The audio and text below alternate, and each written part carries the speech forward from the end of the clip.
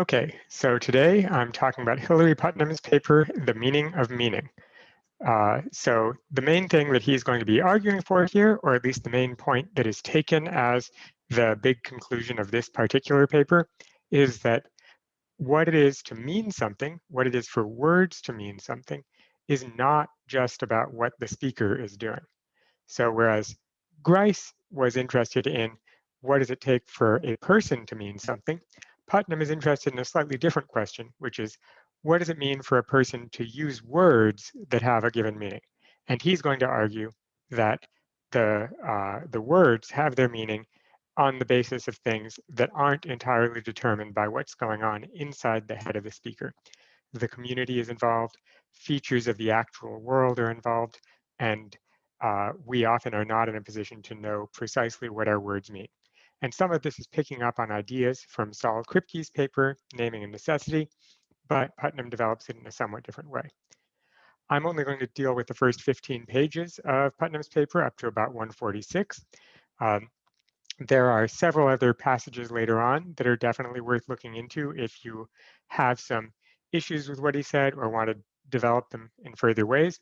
Around page 153, he has a response to a type of argument that many students often find to be a good challenge against his view. And around pages 160 to 163, he develops some applications of this to other types of terms than the ones he's talking about. And around pages 166 to 169 or so, he has some interesting stuff about the role of stereotypes in linguistic meaning, though he's meaning stereotypes in a much broader sense than we might normally think. Now, the paper itself is even longer than that, and if you're up on many of the issues in 1970s philosophy of language, the rest of the paper is going to deal with the applications of Putnam's views to that. But for those of you that are reading this as a student, it's probably fine to just stop with the first third of this paper and maybe glance through a couple of the later things. And one other point to be aware of, Hilary Putnam, despite his name, is in fact a man. This is often confusing because these days most people with the name Hilary are women, but he was born very early in the 20th century at a time when the name was a bit more unisex. Okay, so here I'm going to start with his view on the meaning of meaning. Okay, so he says, language is the first broad area of human cognitive capacity for which we are beginning to obtain a description which is not exaggeratedly oversimplified. Thanks to the work of contemporary transformational linguists, and in the footnote he says particularly Zelig Harris and Noam Chomsky, he says a very subtle description of at least some human languages is in the process of being constructed. Some features of these languages appear to be universal. And so here I think he's, in this entire opening passage, he's just saying linguistics has been making a lot of progress, more so than many other areas of psychology in the middle of the 20th century. I think psychologists might say there's a lot more going on than just linguistics these days, but he's right to notice that in the period from about 1950 to 1970, there was a lot of new work in linguistics, and some of it is on features of linguistic universals, things that all languages have in common. As he says, where such features, these universal features of language, turn out to be species-specific, that is, not explicable on some general grounds of functional utility or simplicity that would apply to arbitrary systems that serve the functions of language, they may shed some light on the structure of mind. So he's saying here, if we look at what things are common to all languages, we can think some features of what are common to all languages are things that any sort of intelligent being that wanted anything linguistic would do. And this may be what Grice is getting at in some of his work on language. Anything that's going to claim to be some sort of means of communication has got to be a way of getting ideas from one head into another through some sort of cooperative means. But, Putnam notes, there are certain features of language that are species-specific, like, for instance, the particular types of sounds and gestures that human spoken and sign languages have are tightly connected to the physical capacities and limitations of the human body. And creatures of a different sort who had a language wouldn't necessarily use either sound or gesture as their means of communication and may use some other sort of means of communicating. So this would be, of course, in this case, this wouldn't shed light on the structure of the mind, it would shed light on the structure of the human body, but some of the other things that Chomsky talks about, the roles of subjects and objects, verbs, nouns, things like that, these may be universal to human languages, but may not be essential to the idea of communication. And so they may shed some light on the structure of the mind. Now he says, while it is extremely difficult to say to what extent the structure so illuminated will turn out to be a universal structure of language as opposed to a universal structure of innate general learning strategies, the very fact that this discussion can take place is testimony to the richness and generality of the descriptive material that linguists are beginning to provide, and also testimony to the depth of the analysis insofar as the features that appear to be candidates for species-specific features of language are in no sense surface or phenomenological features of language, but lie at the level of deep structure. Again, to understand exactly what's going on here, you would have to know many of the details of Noam Chomsky's syntactic structures and the way that he says language works, but these are definitely related to things like what are the sorts of transformation that can happen to turn a statement into a question? Why are statements and questions different grammatical structures to begin with? Things like that seem to recur in many different languages.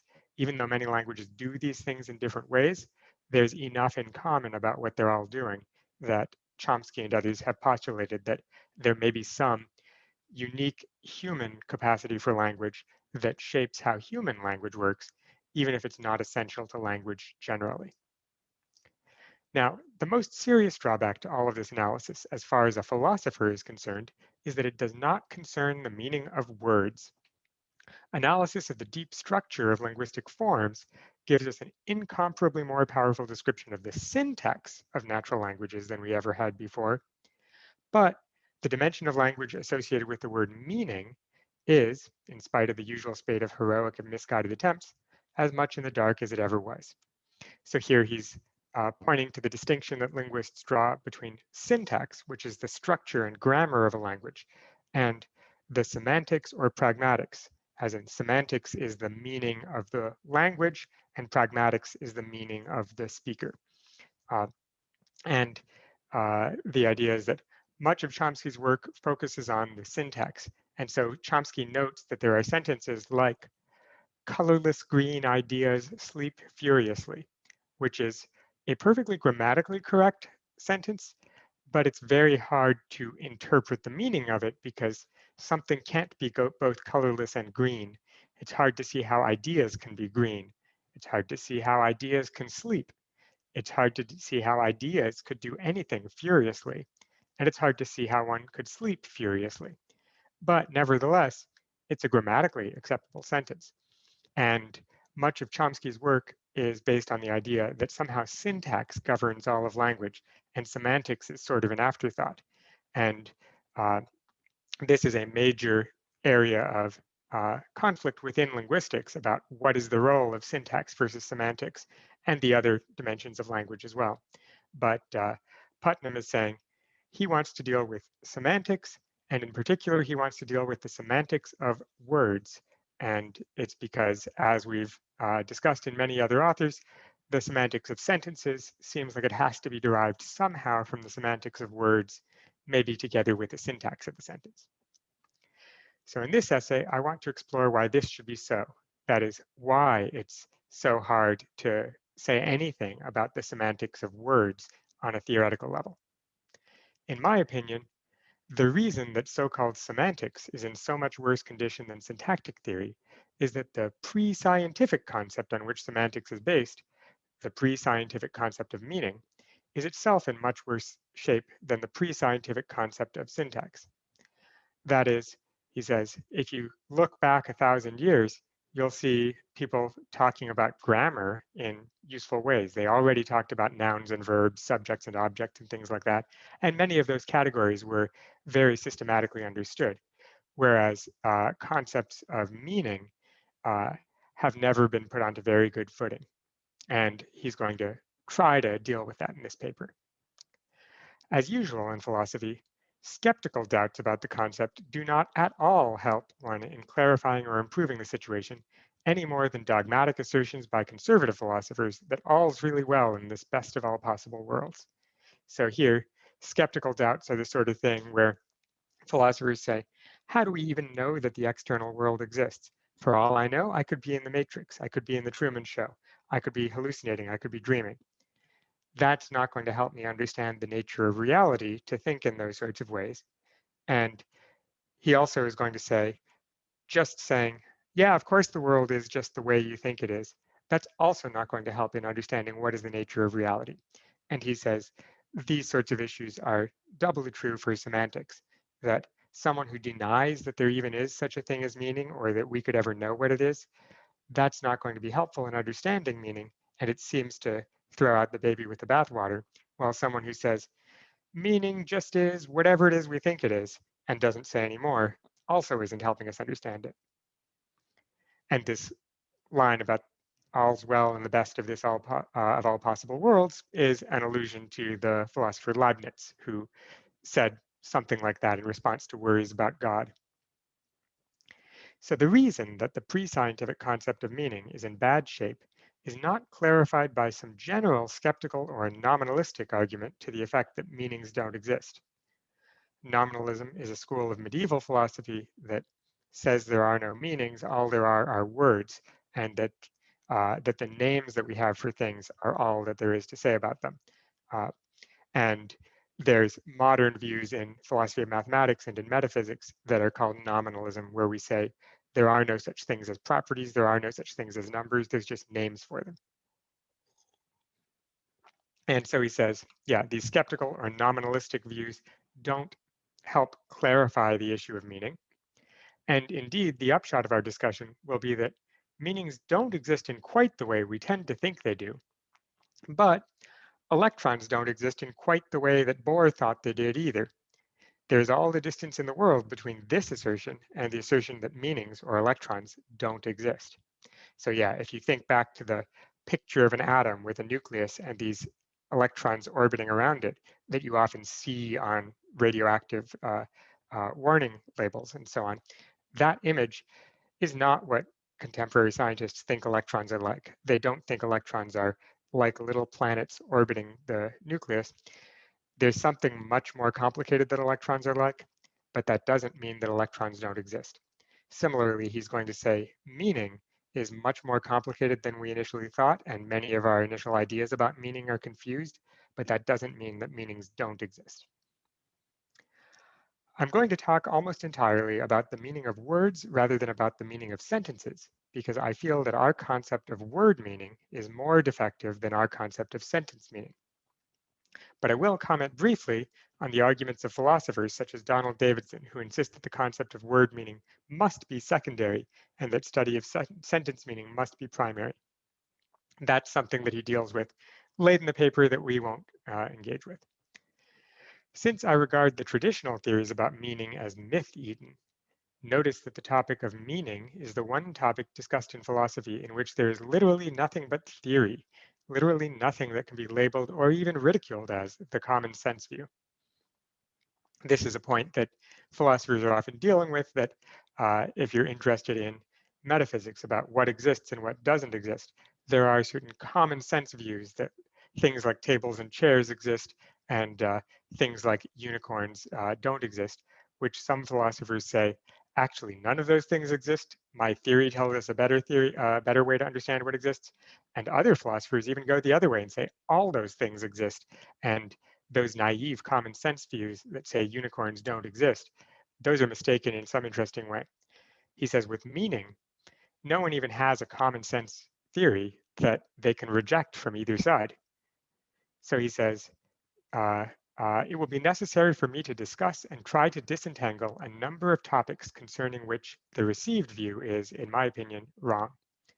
The reader will give me the greatest aid in the task of trying to make these matters clear if he will kindly assume that nothing is clear in advance. I think that's easy enough to do.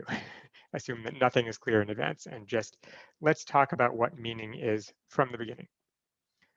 Okay, and now here he's actually jumping into advanced issues of theory that have come up in many philosophical theories of meaning. So he's not following his own advice of starting from the beginning. He's jumping into what do existing theories say they are. Meaning and extension. Since the Middle Ages, at least, writers on the theory of meaning have purported to discover an ambiguity in the ordinary concept of meaning and have introduced a pair of terms, extension and intention, or Sinn and Bedeutung, or whatever. Sinn and Bedeutung are Frege's words. In German, Sinn is the German word that is often translated as sense. Bedeutung is the German word that is often translated as reference. And as we'll see, many people think that Sinn or sense is very much like this concept of intention, and Bedeutung or reference is very much like this concept of extension. So he says many philosophers, starting at least in the Middle Ages, but as we can see, going up to Frege at least, have introduced a pair of terms to disambiguate the notion. They're saying there are two types of meaning for a word. And so here's the idea. The extension of a term in customary logical parlance is simply the set of things the term is true of. Thus, rabbit, this English word, in its most common English sense, is true of all and only rabbits. So the extension of the word rabbit is precisely the set of rabbits. Even this notion, and it is the least problematic notion in this cloudy subject, has its problems, however. So he's saying the extension of the term is the set of things, and then he's going to suggest the intention is something like what they all have in common, in virtue of which the word applies to them, something like that. We haven't said that, but he's saying even the extension, which is supposed to be clear which are the things that are rabbits and which are the things that are not rabbits, regardless of why or how the word attaches to that set, even that is unclear, he's going to say. Apart from problems it inherits from its parent notion of truth, the extension of a concept is the set of things that this concept is true of. So whatever set problems truth has, any concept of extension is going to have. He says, the foregoing example of rabbit, in its most common English sense, illustrates one such problem. Strictly speaking, it is not a term, but an ordered pair consisting of a term and a sense. Now, this may be a little confusing, but I think in the 1970s, people often used the word rabbit the way that people nowadays would use the word chicken to describe someone who's really scared of things. And so he's saying the word rabbit has two different uses. You can use it to talk about a particular type of animal, or you can use it to talk about people who are scared of things. And he's going to say that already points out a word does not have an extension. There are it may have multiple extensions, one for each sense. And so he says, well, it may not be a term, it may be a term and a sense, or an occasion of use, or something else that distinguishes a term in one sense from the same term used in a different sense. And it's only these things that have an extension. Another problem is this. A set, in the mathematical sense, is a yes-no object. Any given object either definitely belongs to the set S, or definitely does not belong to the set S, if S is a set. But words in a natural language are not generally yes-no. There are things of which the description tree is clearly true. I can see several of them out my window right now. And there are things of which the description tree is clearly false. And I can see many of those things out my window too. There are houses, there are blades of grass, there are fences. All of those things are definitely not trees. But he says, to be sure, there are a host of borderline cases. So if you imagine a sort of tallish shrub, that's the sort of thing that some people may call a tree, some people may not call a tree. And he says, worse still, the line between the clear cases and the borderline cases is itself fuzzy. Thus, the idealization involved in the notion of extension, that is the set of things falling under a term, the idealization involved in supposing that there is such a thing as the set of things of which the term tree is true, is actually very severe. So he's saying there's one problem for the concept of extension. It's not even clear that there is a precise set of things. Some things are definitely in the set, some things are definitely outside the set, and some things it's hard to say. Recently, some mathematicians have investigated the notion of a fuzzy set, that is, of an object to which other things belong or do not belong with a given probability or to a given degree, rather than being yes, no. If one really wanted to formalize the notion of extension as applied to terms in a natural language, it would be necessary to employ fuzzy sets or something similar, rather than sets in the classical sense.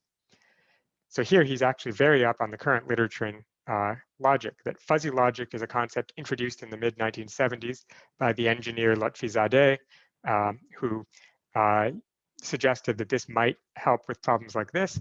It's since been picked up in engineering. If you look at a rice cooker or a washing machine, it often says it uses fuzzy logic to determine, is the rice done? Are the clothes clean? Because those concepts are clearly fuzzy, and it's got some way of translating its sensors into fuzzy signals that it can use. Modern logicians are fairly convinced that while this is useful for engineering, it may not be useful for understanding natural language. But anyway, Putnam is just working at the very beginning of that area, and so it's a notable thing that he's even mentioning it. Now, the problem of a word's having more than one sense is standardly handled by treating each of these senses as a different word, or rather by treating the word as if it carried invisible subscripts. Thus, rabbit 1 is an animal of a certain kind.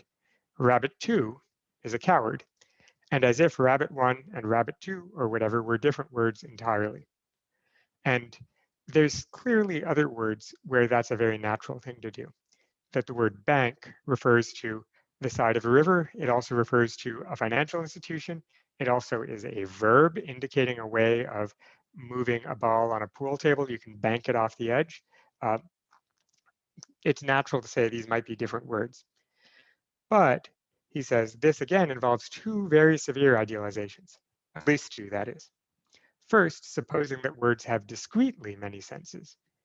Here we've got examples of words with 2 senses or 3 senses, but maybe there's a lot more senses and maybe they're a lot closer to each other than you might think. And also supposing that the entire repertoire of senses is fixed once and for all.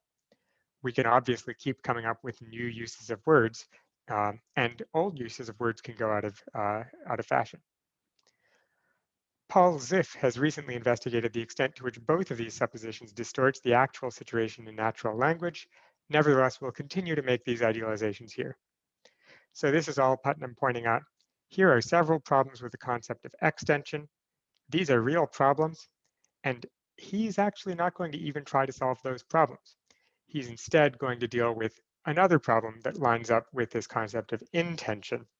And hopefully what he says about that will be helpful, even if he can't say anything helpful about extension. Okay, now consider the compound terms, creature with a heart and creature with a kidney.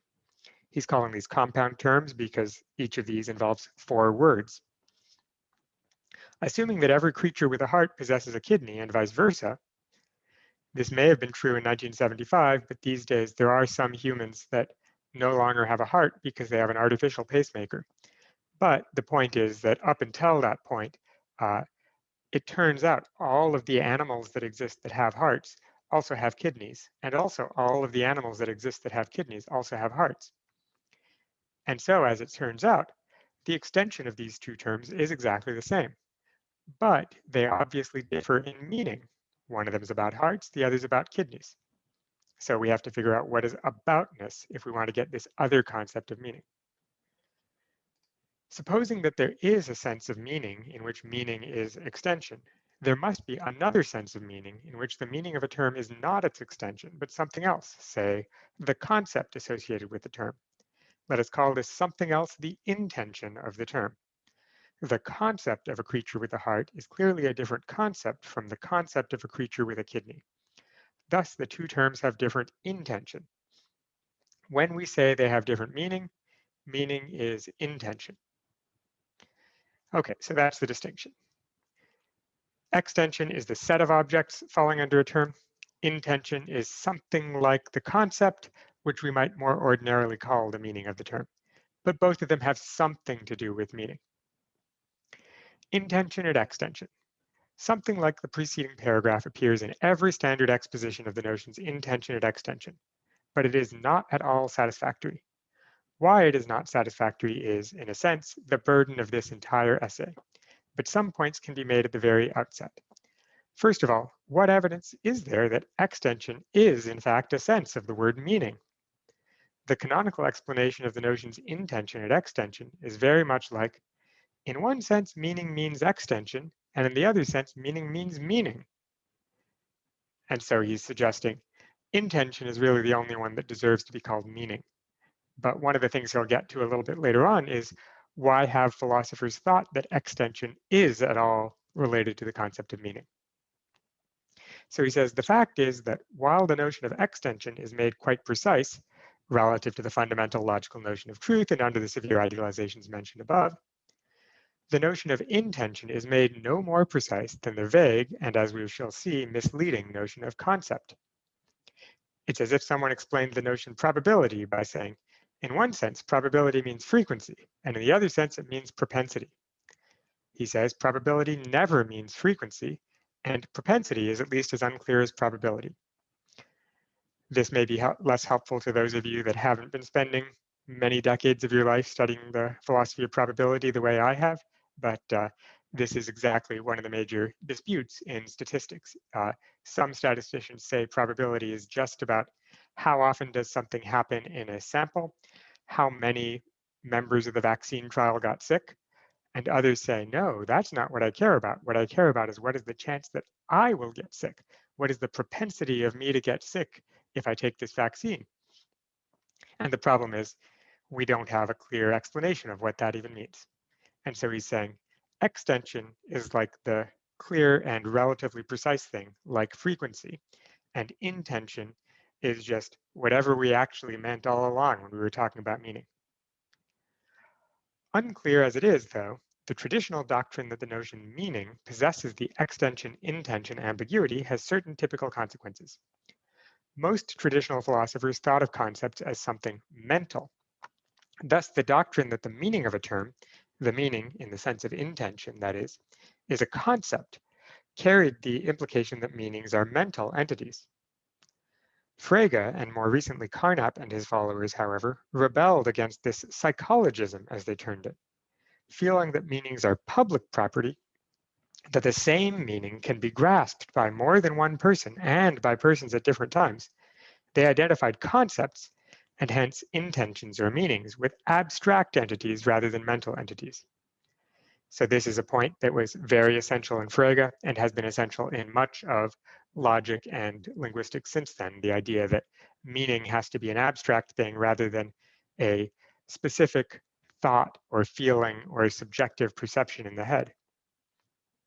But as Putnam points out, grasping these abstract entities is still an individual psychological act. None of these philosophers doubted that understanding a word, knowing its intention, was just a matter of being in a certain psychological state, somewhat in the way in which knowing how to factor numbers in one's head is just a matter of being in a certain very complex psychological state. So that is, if you know how to do some math, there's something going on in your head that enables you to do that math. And similarly, Frege would have thought, even though a sense of an expression is this abstract entity that's out there in the world that all of us could equally grasp, in order for us to grasp it, we have to do something mental, is Putnam's idea. Putnam's idea of Frege's idea. Putnam is going to call this into question, as we'll see. And then he says, secondly, the time-worn example of the two terms creature with a kidney and creature with a heart does show that two terms can have the same extension and yet differ in intention. And if we want to remember Frege, this is things like the morning star and the evening star. These are two different intentions that refer to the same object, the same extension. But it was taken to be obvious that the reverse is impossible. Two terms cannot differ in extension and have the same intention. Interestingly, no argument for this impossibility was ever offered. If you go back to Frege, you'll see he just sort of assumes this, that the intention is a way of finding the extension. I think if you really understand the intention as a way of finding the extension, then maybe it's clear that it would always have to find the same one. But he doesn't go into that in any detail. Probably, it reflects the tradition of the ancient and medieval philosophers who assumed that the concept corresponding to a term was just a conjunction of predicates, and hence that the concept corresponding to a term must always provide a necessary and sufficient condition for falling into the extension of the term. And then here he's got a footnote about the medieval history of that idea, which is particularly interesting to people interested in philosophy of religion, but we can skip. For philosophers like Carnap, who accepted the verifiability theory of meaning, that is, Carnap thought you can't say that a word is meaningful unless you have a way of verifying whether or not an object satisfies that word. That if you want to claim that something's an electron, or that there even is a meaningful concept of electron, Carnap thought you had to have some criterion for identifying when you found an electron and when you haven't. So for philosophers like Carnap, the concept corresponding to a term provided, in the ideal case where the term had complete meaning, a criterion for belonging to the extension, not just in the sense of necessary and sufficient condition, but in the strong sense of way of recognizing if a given thing falls into the extension or not. And if you want to understand what that difference is, you might think the concept eternal means something that will last forever. And that is something that we don't actually have a criterion for, since I can't watch something forever and verify that it does indeed exist forever. So eternal might have a necessary and sufficient condition, being around at every time, but it doesn't have a way of recognizing unless something else turns out to be the case about eternal objects. So these positivistic philosophers, this was an important movement in the early 20th century, they were perfectly happy to retain the traditional view on this point. That is, they're happy to retain the idea that that two terms with the same intension must have the same extension, because an intension for the positivist corresponds to a way of identifying which objects fall under it and which ones don't. And if you have such a way of identifying things, then the extension must be defined by that way of recognizing.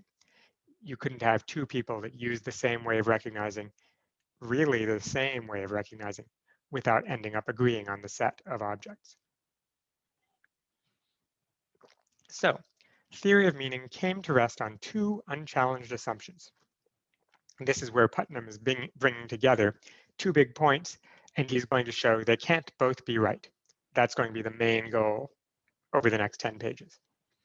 So he says, first, that knowing the meaning of a term is just a matter of being in a certain psychological state, in the sense of psychological state in which states of memory and psychological dispositions are psychological states.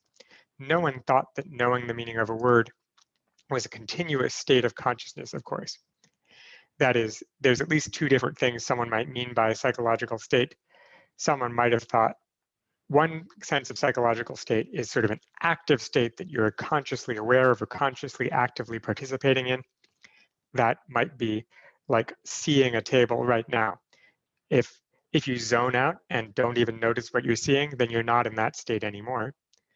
But states like knowing that Paris is the capital of France, most of you probably were in the state of knowing that Paris was the capital of France, even if you weren't thinking about Paris and thinking about France at the time. And so he's saying, most people have assumed that knowing the meaning of a word is like that. It's a mental state, even if it's not one that you're actively participating in. It's a mental state like knowing any other fact. Second assumption, that the meaning of a term in the sense of intension determines its extension, in the sense that sameness of intention entails sameness of extension. I shall argue that these two assumptions are not jointly satisfied by any notion, let alone any notion of meaning. That is, there isn't anything such that being in a certain mental state is enough for it, and it determines the extension of a word. And so he says, the traditional concept of meaning is a concept which rests on a false theory. So he's going to say, whatever we want to say meanings are, either he's going to be happy with the idea that meanings aren't determined by what's going on in your head, but someone else could have a concept of meaning that is determined by what goes on in your head, but doesn't suffice to determine the extension. And he's going to, over the next 2 pages, illustrate what that would be like before getting on to his argument that meaning has to be like that. Okay, psychological state and methodological solipsism. Solipsism is the idea that you might actually be the only thing in the world. Actually, maybe I should say, solipsism is the idea that I might be the only thing in the world. All the rest of it, all the people I ever thought I've talked to, all of the internet, all that I'm posting, that I think I'm posting this video to, all of the readings, all of the physical objects, all of that could be a hallucination provoked by a mind that exists in isolation from the world. That's the idea of solipsism. And he's going to say, some aspects of philosophy don't assume that solipsism is true, but say we should at least do our philosophical theorizing in such a way that it would still work even if solipsism were true. He's going to raise worries about that, but that's at least one idea one might have, that since you can't be certain that anything outside yourself exists, you should always philosophically theorize in a way that would still work even if you are in the matrix. In order to show this, we need first to clarify the traditional notion of a psychological state. In one sense, a state is simply a two-place predicate whose arguments are an individual and a time. In this sense, being 5 feet tall, being in pain, knowing the alphabet, and even being 1,000 miles from Paris are all states. That is, someone might be 5 feet tall at one time, even if they're not 5 feet tall at another time. A tree might be 5 foot tall at one time without being 5 feet tall at another time. Someone might know the alphabet at one time without having known the alphabet at another time. Someone might be 1,000 miles from Paris at one time without being 1,000 miles from Paris at another time. Note that the time is usually left implicit or contextual. The full form of an atomic sentence of these predicates would be X is 5 feet tall at time t, X is in pain at time t, etc. That is, a full specification would say what time, but if you don't say what time explicitly, everyone assumes you mean the time right now or the time that has been already specified by context. In science, however, it is customary to restrict the term state to properties which are defined in terms of the parameters of the individual, which are fundamental from the point of view of the given science. Thus, being 5 feet tall is a state from the point of view of physics, because an object can either be 5 feet tall on the basis of its own physical properties or not. Being in pain is a state from the point of view of mentalistic psychology, at least. That is, in psychology, whether or not a person, a mind, is in pain is just a property of that mind that only depends on features of that mind. Knowing the alphabet might be a state from the point of view of cognitive psychology, although it's hard to say. Why he thinks it's hard to say is something we'll understand better later. But being 1,000 miles from Paris would not naturally be called a state. And the reason is because to figure out whether or not someone is 1,000 miles from Paris, you have to understand not just how things are for that person, but also how they are for everything else. Namely, where is that person in relation to Paris? You can't just look inside a person to figure out if they're 1,000 miles from Paris. So he's saying in this more specific sense, a state is something intrinsic to an object. It doesn't depend on anything outside. In one sense, a psychological state is simply a state which is studied or described by psychology. In this sense, it might be trivially true that, say, knowing the meaning of the word water is a psychological state viewed from the standpoint of cognitive psychology. But this is not the sense of psychological state that is at issue in the above assumption 1 on the previous page, that knowing the meaning of a term is a psychological state. When traditional philosophers talked about psychological states or mental states, they made an assumption which we may call the assumption of methodological solipsism. This assumption is the assumption that no psychological state, properly so called, presupposes the existence of any individual other than the subject to whom that state is ascribed. In fact, the assumption was that no psychological state presupposes the existence of the subject's body even. If P is a psychological state, properly so called, then it must be logically possible for a disembodied mind to be in P. This assumption is pretty explicit in Descartes, but it is implicit in just about the whole of traditional philosophical psychology. That is, Descartes says, for all I know, I am just a disembodied mind being deceived by an evil demon into thinking that there's a world around me.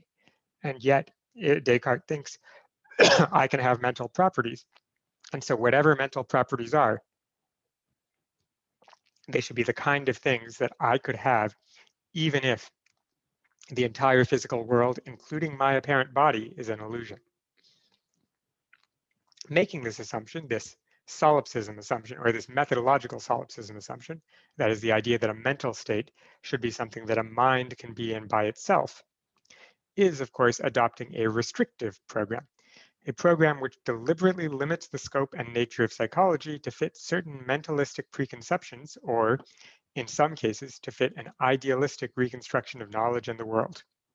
Idealistic here is the specifically philosophical concept that the mind is the only thing that exists. Everything is just ideas. It might be that everything is ideas in my mind if we're a solipsist, if I'm a solipsist, or it might be in Bishop Berkeley's idea that all the things that we think are physical are actually just ideas in the mind of God. But the idea is that idealism says all there are minds, and we want our theory of psychology to be compatible with idealism, because for all we know, idealism is true. We don't have to believe idealism to think this might be a useful way to restrict our philosophical psychology. But just how restrictive this program is, however, often goes unnoticed. Such common or garden variety psychological states as being jealous have to be reconstructed, for example, if the assumption of methodological solipsism is retained. For in its ordinary use, X is jealous of Y entails that Y exists, and X is jealous of Y's regard for Z entails that both Y and Z exist, as well as X, of course. Thus, being jealous and being jealous of someone's regard for someone else are not psychological states permitted by the assumption of methodological solipsism. So that is, this is the point, that many of our mental states seem to involve specific objects outside of our head. If I am jealous of a person rather than jealous of my idea of the person, then that person has to exist.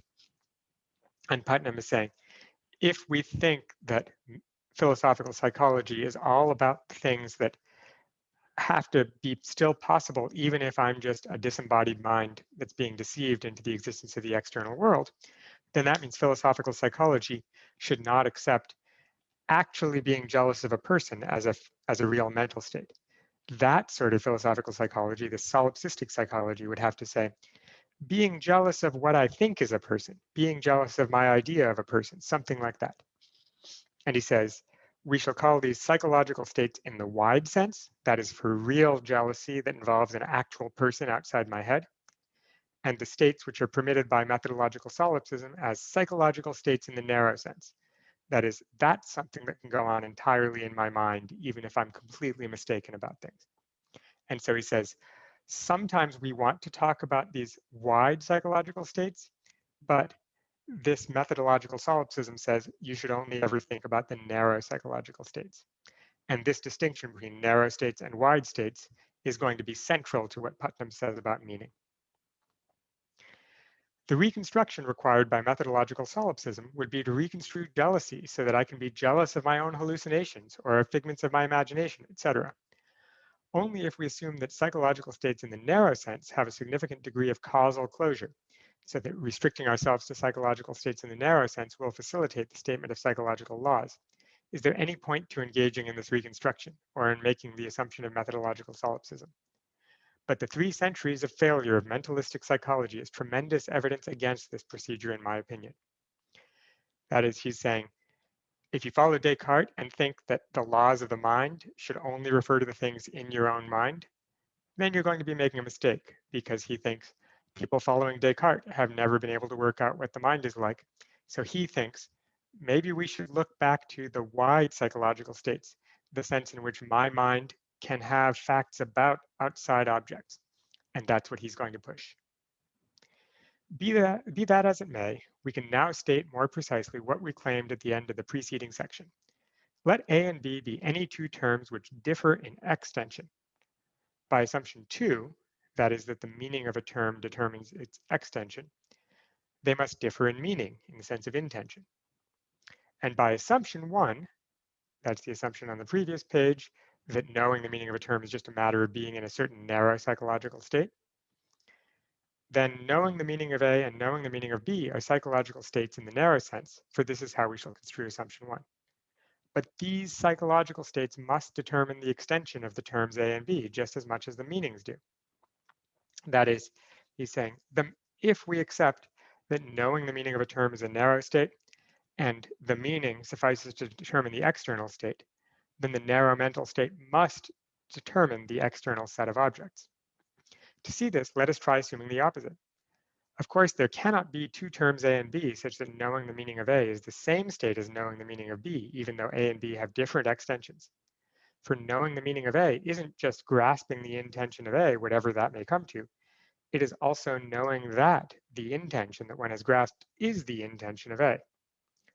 That is, someone who knows the meaning of wheel presumably grasps the intention of its German synonym Rad, but even if he doesn't know that the intention in question is the intention of Rad, he isn't said to know the meaning of Rad. Sorry, I can't pronounce that uvular trill the way that the German R is, but the idea is, even if the English word and the German word mean the same thing, knowing the meaning of the English word isn't the same as knowing the meaning of the German word. Even though you're grasping perhaps the same concept, you have to still do so. There still has to be some different mental state that's involved. If A and B are different terms, then knowing the meaning of A is a different state from knowing the meaning of B, whether the meanings of A and B be themselves the same or different. That is, someone who knows both English and German may know the meaning of the word wheel and also know the meaning of the word Rad, but those are two different states that the person is in.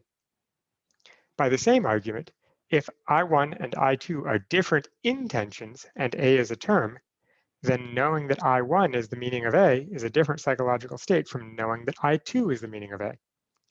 Thus, there cannot be two different logically possible worlds, L1 and L2, such that, say, Oscar, some particular person, is in the same psychological state in the narrow sense in L1 and L2 in all respects. But in L1, Oscar understands A as having the meaning I1, and in L2, Oscar understands A as having the meaning I2. For if there were, then in L1, Oscar would be in the psychological state, knowing that I1 is the meaning of A, and in L2, Oscar would be in the psychological state, knowing that I2 is the meaning of A. And these are different, and even, assuming that A just has one meaning for Oscar in each world, incompatible psychological states in the narrow sense. Okay, that was a technical thing, but it's all just saying to know the meaning of a word, you have to know what word it is and know what meaning it is. And knowing that something is the meaning of one word isn't the same as knowing that something else is the meaning of that same word, or the same as knowing that that same thing is the meaning of a different word. In short, if S is the sort of psychological state we have been discussing, a psychological state of the form knowing that I, an intention, is the meaning of A, where AI is an intention and A is a term, then the same necessary and sufficient condition for falling into the extension of A works in every logically possible world in which the speaker is in the psychological state S. For the state S determines the intention I, and by assumption 2, the intention amounts to a necessary and sufficient condition for membership in the extension.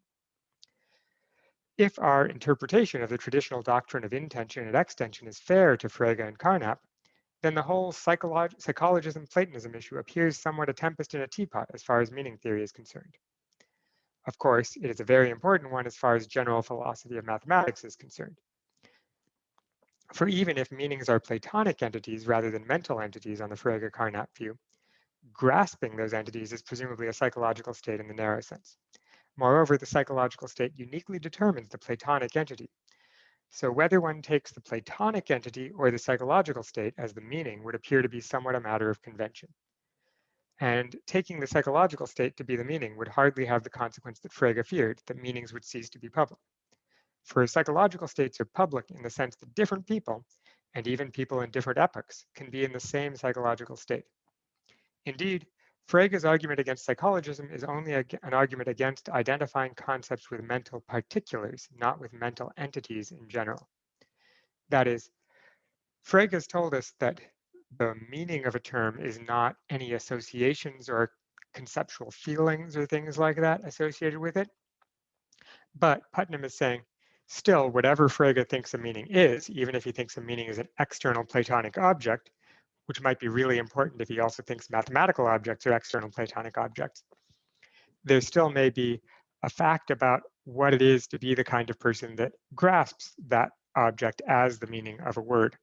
And that's still mental, Putnam thinks Frege is committed to. And so it's just that whatever, if there are mental entities that we can think of as meanings, they have to be not these subjective impressions, they have to be these broader general features that different people can be in. Just like different people can be happy, different people can be angry, even though the particulars of my happiness and the particulars of my anger may be different from the particulars of my happiness or anger at another time, or your happiness or anger right now. There's still a sense in which happiness and anger are mental states. They're just, that's the right level of mental state. It's associated with some abstract object. Okay, so the public character of psychological states entails, in particular, that if Oscar and Elmer understand a word A differently, then they must be in different psychological states. For the state of knowing the intention of A to be I is the same state whether Oscar or Elmer be in it. Thus, two speakers cannot be in the same psychological state in all respects and understand the term A differently. The psychological state of the speaker determines the intention and hence, by assumption 2, the extension of A. It is this last consequence of the joint assumptions 1 and 2 that we claim to be false. And here Putnam is using we to mean I. I think this is a convention that you still find in some academic fields, and you find in the 1970s, at least with Putnam. Mathematicians still write this way. They will write we whenever they're just referring to the author by themselves. So Putnam claims it is possible for two speakers to be in exactly the same psychological state in a narrow sense, even though the extension of the term A in the idiolect, that is the specific language of the one person, is different from the extension of the term A in the idiolect of the other. Extension is not determined by psychological state. So this is exactly the opposite of what he just spent the last 2 pages arguing, but that's the point. He's saying, if you accept that grasping the meaning of a term is a narrow psychological state, and if you accept that the meaning of a term determines which objects fall under it, then you must accept that being in a certain psychological state determines which objects fall under your terms. And Putnam is going to convince us that two people could be in the same psychological state and have different meanings for their terms, and therefore either the meaning, grasping a meaning, is more than just being in a certain narrow psychological state, or the meaning of a term doesn't determine which objects fall under it. And I think he's going to lean towards the former. He's going to say, knowing the meaning of a term is an external, wide mental state, not a narrow one. It's like being jealous. It involves the actual person and not just your idea of the person. But we'll see why that is when we get there. Okay, this will be shown in detail in later sections. If this is right, then there are 2 courses open to one who wants to rescue at least one of the traditional assumptions: to give up the idea that psychological state in the narrow sense determines intention, or to give up the idea that intention determines extension. We shall consider these alternatives later. Okay, our meanings in the head. This is where he does his central thought experiment of this paper. So let's move on to that. That psychological state does not determine extension will now be shown with the aid of a little science fiction. For the purpose of the following science fiction examples, we shall suppose that somewhere in the galaxy there is a planet we shall call Twin Earth. Twin Earth is very much like Earth. In fact, people on Twin Earth even speak English, or as we'll say, it'll be a language that sounds just like English. In fact, apart from the differences we shall specify in our science fiction examples, the reader may suppose that Twin Earth is exactly like Earth. The reader may even suppose that they have a doppelganger, an identical copy on Twin Earth, if you wish, although my stories will not depend on this. Although some of the people on Twin Earth, say the ones who call themselves Americans and the one who calls themselves Canadians, and the ones who call themselves Englishmen, etc., speak English, there are, not surprisingly, a few tiny differences which we will now describe between the dialects of English spoken on Twin Earth and Standard English. These differences themselves depend on some of the peculiarities of Twin Earth. Even before I get to the peculiarities of Twin Earth, you should note the people that call themselves Americans on Twin Earth are not actually Americans. They live in Twin America. I live in this America. The people who call themselves Canadians in Twin Earth are not citizens like me.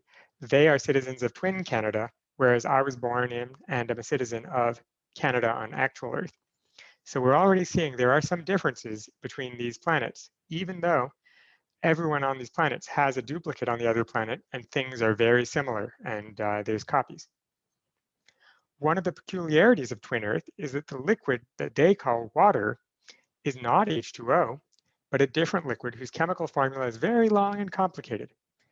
I shall abbreviate this chemical formula simply as XYZ. I shall suppose that XYZ is indistinguishable from water at normal temperatures and pressures. In particular, it tastes like water and it quenches thirst like water. Also, I shall suppose that the oceans and lakes and seas of Twin Earth contain XYZ and not water, that it rains XYZ on Twin Earth and not water, etc. Anyone who has much chemistry background is probably going to be very skeptical about this story. That's why this is science fiction. He's supposing that it's possible for there to be some substance that behaves a lot like water but isn't water. But that's essential to his story. And we can maybe discuss that later on.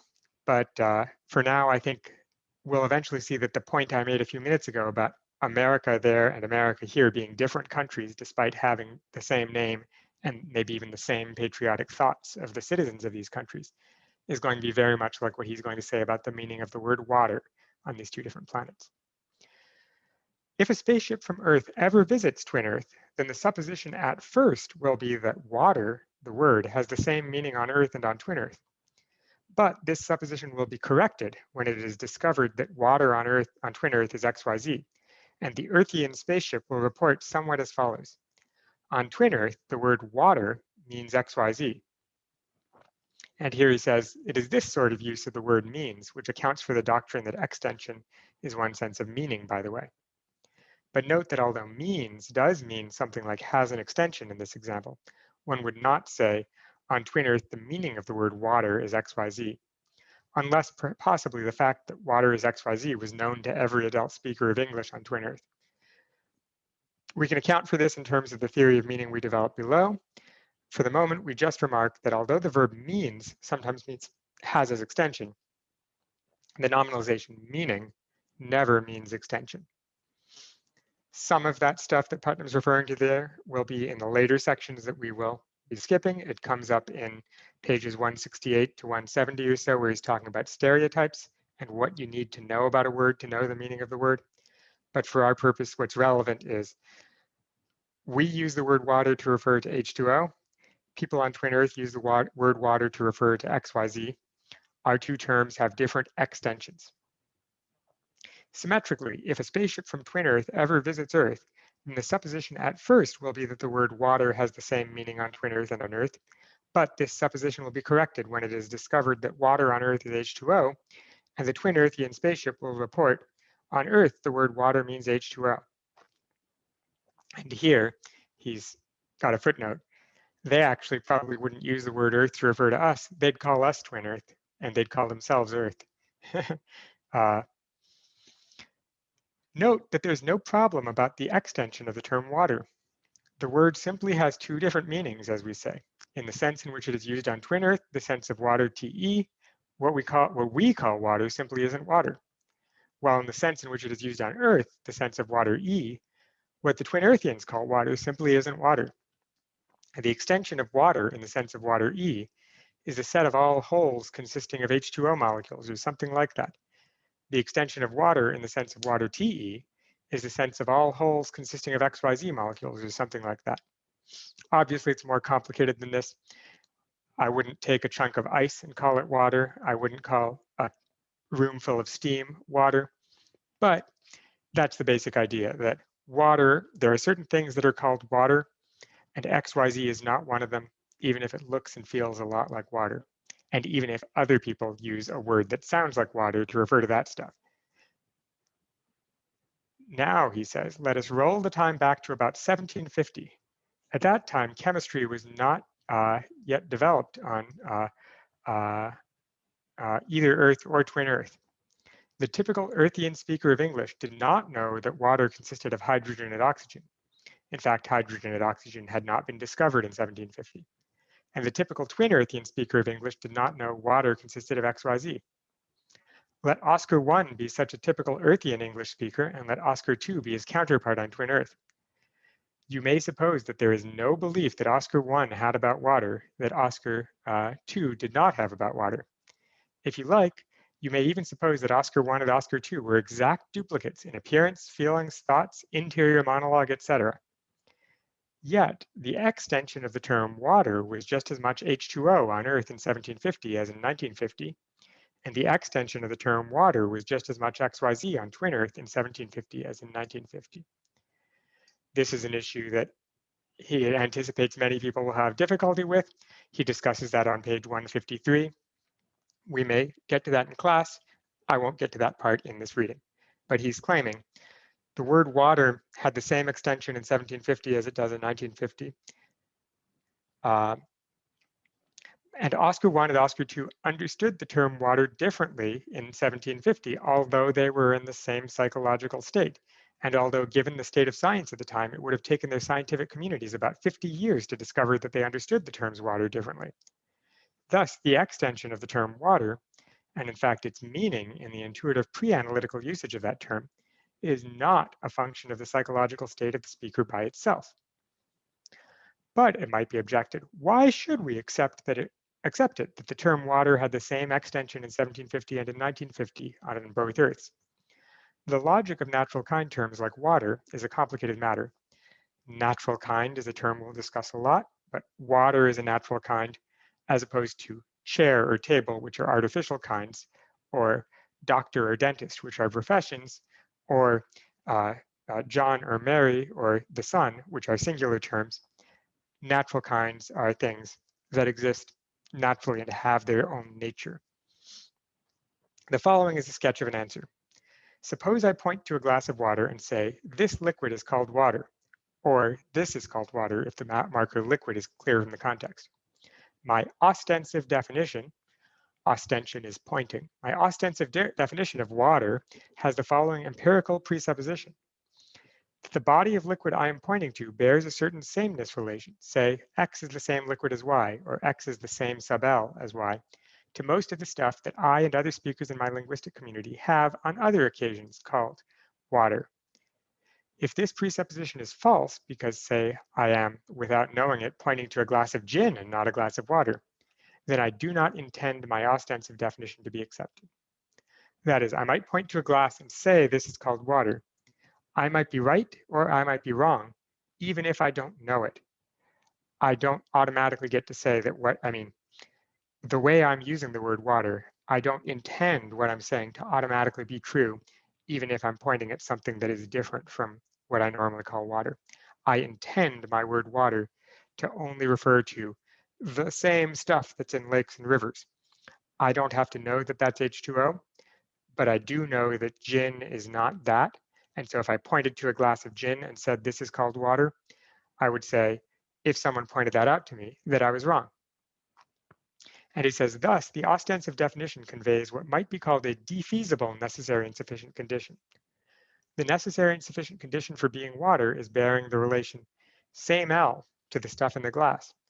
But this is the necessary and sufficient condition only if the empirical presupposition is satisfied. That is, only if it's actually water that's in the glass. If it is not satisfied, then one of a series of, so to speak, fallback conditions becomes activated.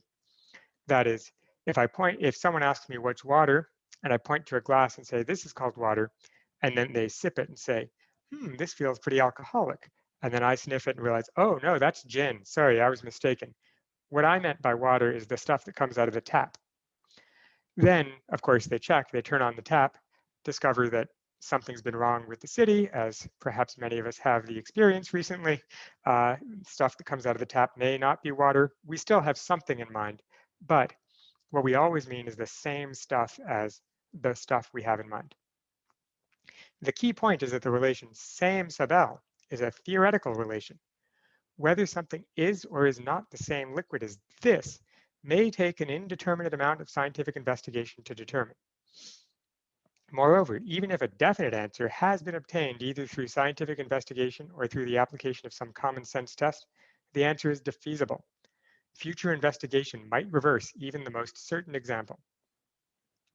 Thus, the fact that an English speaker in 1750 might have called XYZ water, while his or her successors would not have called XYZ water in 1800 or 1850, does not mean that the meaning of water changed for the average speaker in the interval. In 1750 or in 1850 or in 1950, one might have pointed to, say, the liquid in Lake Michigan as an example of water. What changed was that in 1750, we would have mistakenly thought that XYZ was the same stuff, while in 1800 or 1850, we would have known that it was not. I'm ignoring the fact that the liquid in Lake Michigan was only dubiously water in 1950, of course. Let us now modify our science fiction story. I do not know whether one can make pots and pans out of molybdenum, and if one can make them out of molybdenum, I don't know whether they could be distinguished easily from aluminum pots and pans. I don't know any of this, even though I have acquired the word molybdenum.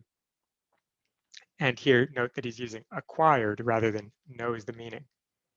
So I shall suppose that molybdenum pots and pans can't be distinguished from aluminum pots and pans save by an expert. To emphasize the point, I repeat that this could be true for all I know, and a fortiori, it could be true for all I know by virtue of knowing the meaning of the words aluminum and molybdenum. We will now suppose that molybdenum is as common on twin Earth as aluminum is on Earth, and that aluminum is as rare on twin Earth as molybdenum is on Earth. In particular, we shall assume that aluminum pots and pans are made out of molybdenum on twin Earth. Finally, we shall assume that the words aluminum and molybdenum are switched on twin Earth. Aluminum is the name of molybdenum, and molybdenum is the name of aluminum. This example shares some features with the previous one. If a spaceship from Earth visited twin Earth, the visitors from Earth probably would not suspect that the aluminum pots and pans on twin Earth were not made of aluminum, especially when the twin Earthians said they were. But there is one important difference between the two cases. An Earthian metallurgist could tell very easily that aluminum was molybdenum, and a twin Earthian metallurgist could tell equally easily that aluminum was molybdenum. The shudder quotes in the preceding sentence indicate twin Earthian usages. Whereas in 1750, no one on either Earth or twin Earth could have distinguished water from water, the confusion of aluminum with aluminum involves only a part of the linguistic communities involved. The example makes the same point as the preceding one. If Oscar 1 and Oscar 2 are standard speakers of Earthian English and twin Earthian English, respectively, and neither is chemically or metallurgically sophisticated, then there may be no difference at all in their psychological state when they use the word aluminum. Nevertheless, we have to say that aluminum has the extension aluminum in the idiolect of Oscar 1, but the same word has the extension molybdenum in the idiolect of Oscar 2. Also, we have to say that Oscar 1 and Oscar 2 mean different things by the word aluminum, that aluminum has a different meaning on Earth than it does on twin Earth, etc. Again, we see that the psychological state of the speaker does not determine the extension or the meaning, speaking pre-analytically, of the word. And here he means the narrow psychological state does not determine it. Before discussing this example further, let me introduce a non-science fiction example. Suppose you are like me and cannot tell an elm from a beech tree.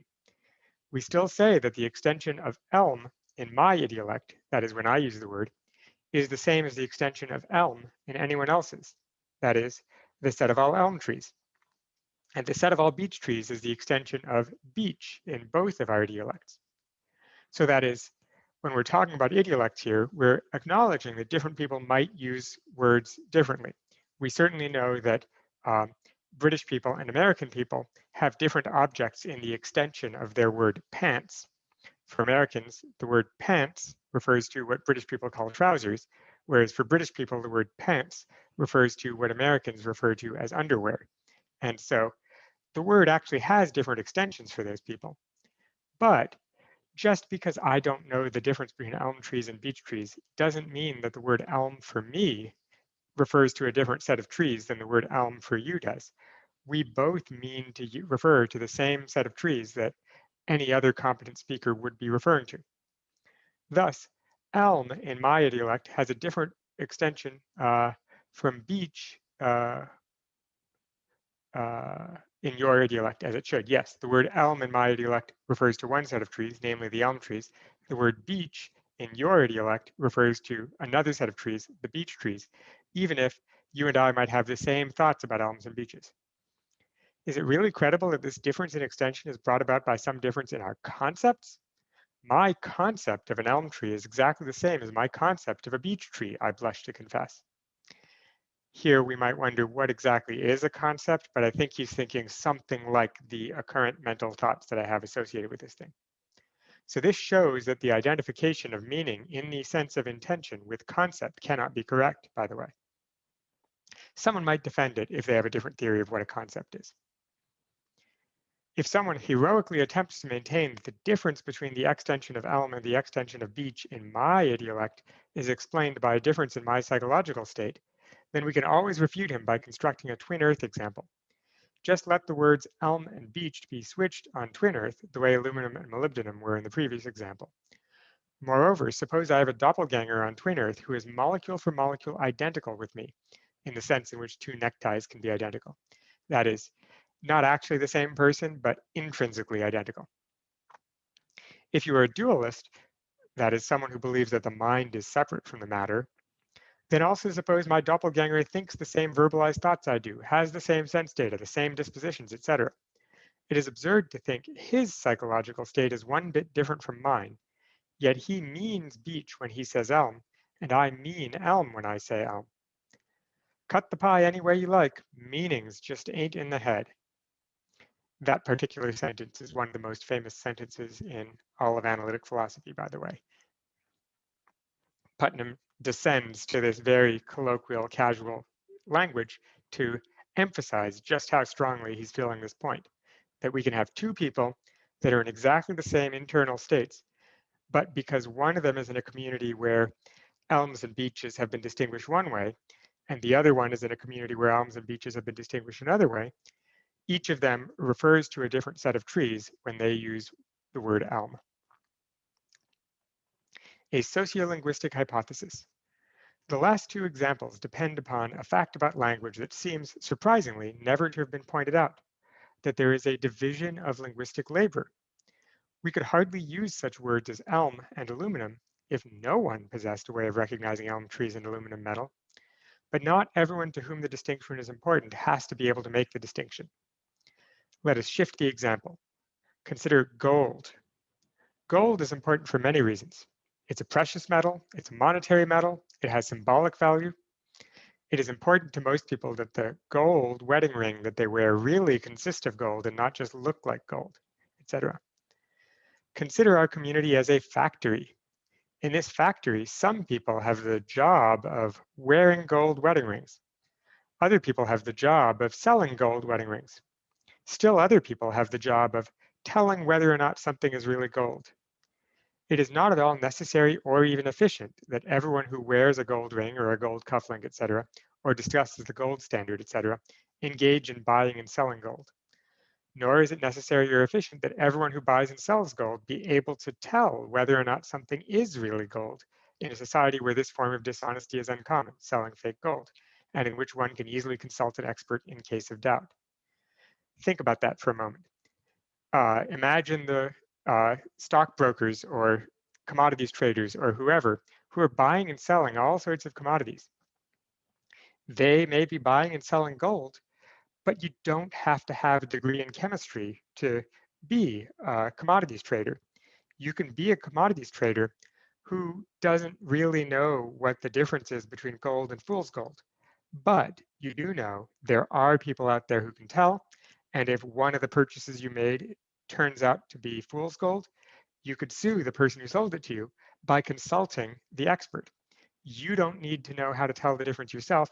You just need to know how to find someone who can tell the difference. So it is certainly not necessary or efficient that everyone who has occasion to buy or wear gold be able to tell with any reliability whether or not something is really gold.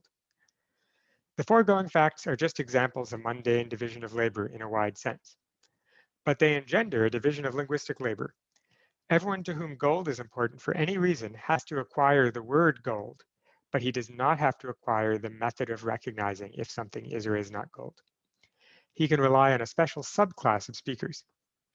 The features that are generally thought to be present in connection with a general name, necessary and sufficient conditions for membership in the extension, ways of recognizing if something's in the extension, criteria. That's what Carnap means by a criterion, a way of recognizing something. These are all present in the linguistic community considered as a collective body, but that collective body divides the labor of knowing and employing these various parts of the meaning of gold. This division of linguistic labor rests upon and presupposes the division of non-linguistic labor, of course. If only the people who know how to tell if some metal is really gold or not have any reason to have the word gold in their vocabulary, then the word gold will be as the word water was in 1750 with respect to that subclass of speakers, and the other speakers just won't acquire it at all. And some words do not exhibit any division of linguistic labor. Chair, for example. That is, everyone is in just as good a position to recognize whether or not something is a chair as anyone else. But with the increase of division of labor in the society and the rise of science, more and more words begin to exhibit this kind of division of labor. Water, for example, did not exhibit it at all prior to the rise of chemistry. Today, it is obviously necessary for every speaker to be able to recognize water reliably under normal conditions, and probably every adult speaker even knows the necessary and sufficient condition, water is H2O. But only a few adult speakers could distinguish water from liquids which superficially resembled water. In case of doubt, other speakers would rely on the judgment of these expert speakers. That is, if someone claims that what's coming out of the tap is not water and wants to sue the city, the rest of us wouldn't just take their word for it and wouldn't just take our own word for it. We would call up some scientific experts who could do the tests and say, this is water or this isn't water. Thus, the way of recognizing possessed by these expert speakers is also, through them, possessed by the collective linguistic body, even though it is not possessed by each individual member of the body. And in this way, even the most recherché fact about water may become part of the social meaning of the word, while being unknown to almost all speakers who acquire the word. That is, my word water has all sorts of facts about what it means that I don't have. It's only through other speakers. Similarly, the words elm and beech have all sorts of meaning that aren't in my head. They're in the heads of other speakers of the language. It seems to me that this phenomenon of division of linguistic labor is one which it will be very important for sociolinguistics to investigate. In connection with it, I should like to propose the following hypothesis. Hypothesis of the universality of the division of linguistic labor. Every linguistic community exemplifies the sort of division of linguistic labor just described. That is, possesses at least some terms whose associated criteria are known only to a subset of the speakers who acquire the terms, and whose use by the other speakers depends upon a structured cooperation between them and the speakers in the relevant subsets. It would be of interest in particular to discover if extremely primitive peoples were sometimes exceptions to this hypothesis, which would indicate that the division of linguistic labor is a product of social evolution, or if even they exhibit it. In the latter case, one might conjecture that division of labor, including linguistic labor, is a fundamental trait of our species. This is an interesting hypothesis in economics, sociology, psychology, linguistics, and so on. Putnam is not pointing to any evidence that this is in fact true. You might think about that. Could there be a society in which every person was equally good at identifying every criterion of membership for any term in the language? You might think, even in societies that are very much unlike our own, there may well be religious or ritual or cultural terms that some members of society are in a better position to judge than others. It's easy to see how this phenomenon accounts for some of the examples given above of the failure of the assumptions 1 and 2.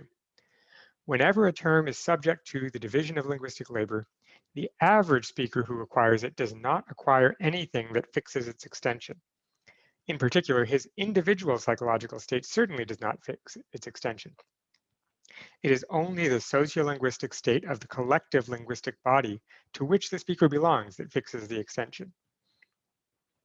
That is, when I learned the word water, if I'm a kid, and someone just points to some water, I don't automatically get anything in my head that determines which other liquids in the world count as water.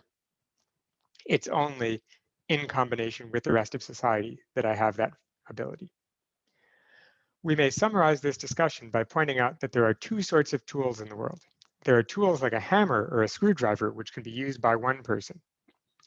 And there are tools like a steamship, which require the cooperative activity of a number of persons to use. Words have been thought of too much on the model of the first sort of tool. Okay, this is where I'm going to stop, but the next section draws some connections between this idea and some of Kripke's ideas that are being discussed at around the same time. Remember that Kripke says that names work in this way. When I learn the name Feynman or when I learn the name Plato, I am using the expertise of other people to determine which person I'm referring to. And Putnam is saying it's not just names, it's also other terms.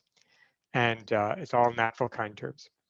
And in some of the later sections, as I said, around page 160 to 164, there's some interesting thing about how this might apply to artifact terms or profession terms or other things other than natural kinds.